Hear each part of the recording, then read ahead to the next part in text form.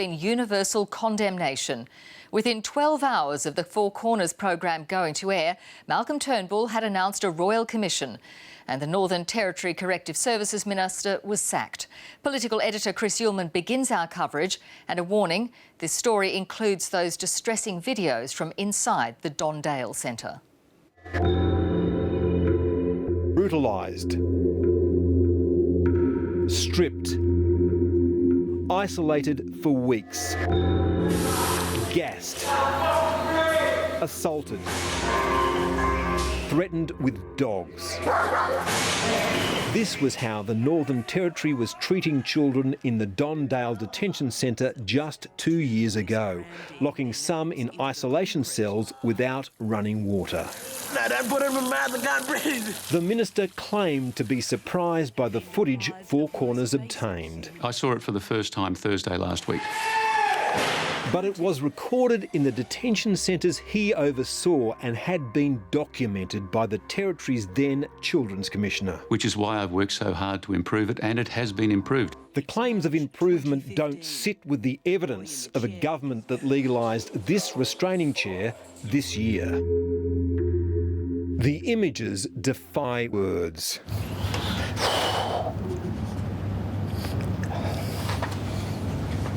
I'm finding this is just hard.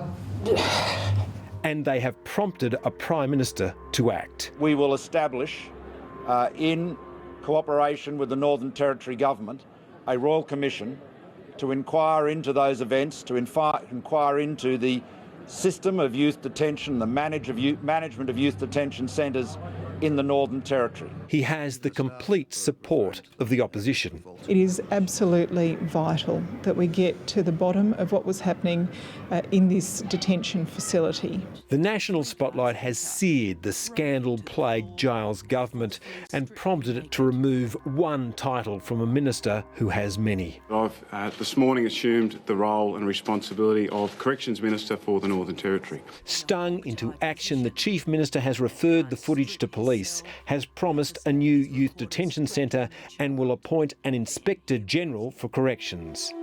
The use of the restraining chair will be reviewed, but the Chief Minister did not condemn it. A lot of what correction officers do in those cells, sometimes as unpretty as it is trying to protect kids from harming themselves. Despite multiple public reviews, this is all news to the Territory-based Federal Minister for Indigenous Affairs. I didn't know. I'd never seen the vision. It hadn't come to my attention. It hadn't piqued my interest or sufficiently. Federal Cabinet will consider the Royal Commission's terms of reference on Thursday.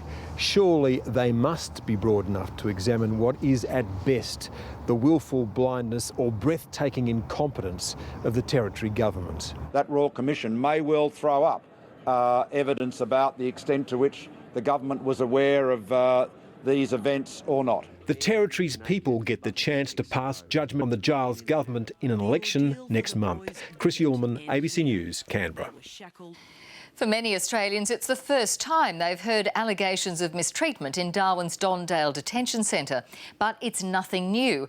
Claims of assaults have been the subject of at least 2 investigations, and some guards have been prosecuted. The families of detainees are hopeful that the national spotlight will finally bring about change. James Oaten reports from Darwin. An image now well known to Australians, sitting in silence as crowds gather in Alice Springs. He's lost hope. You know, his 7 years of his childhood he has lost. He's 19 this year and he's still in the adult jail. This is a sister of Dylan Voller, the teenager seen abused again and again on Four Corners. If you know him, he just deserves his life back, his life that he hasn't even lived. And after Monday night, many now know his story. I know what it's going to do. The damage is already done. Late today, Dylan showed his appreciation, releasing a letter from prison thanking the Australian community and apologising for past wrongdoings. But despite the newfound push to address allegations of abuse, many of the details exposed on Four Corners are not new. I will not tolerate young people spitting on my staff. A guard involved in this incident against Dylan Voller was charged and acquitted, a challenge in the Supreme Court also failing. And then there's the numerous reports.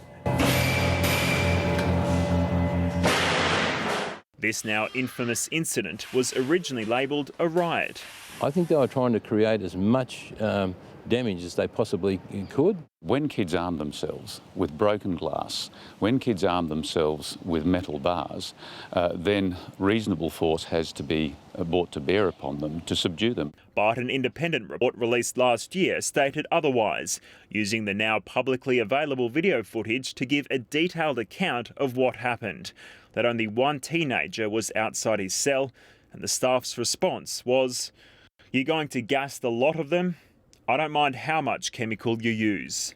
Another report in January last year outlined a range of concerns about poor staff training and responses, including this. There have been isolated and individual circumstances where individual staff have taken it upon themselves to cover up their involvement in an incident.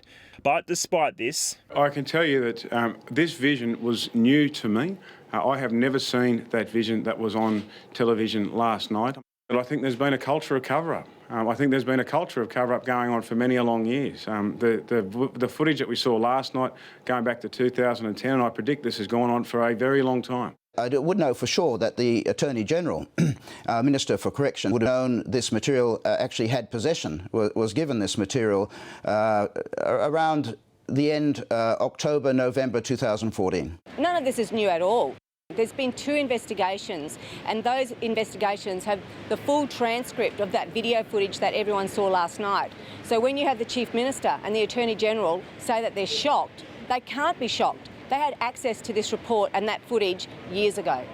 the Labor opposition admitted failings when it was in office, while also undertaking some soul-searching today.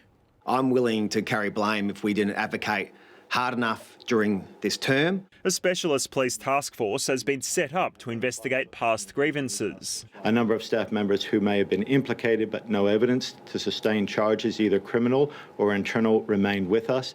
While the Chief Minister is looking forward. We will be building a new facility. We will be building a new youth detention prison farm to try and have a greater level of diversion and rehabilitation processes. We will be having an independent inspector of corrections. It's an ambitious agenda to tackle a problem that both sides of politics admit is a deep-rooted problem, seeking solutions while 44 children remain in detention in the Northern Territory. James Oaten, ABC News, Darwin.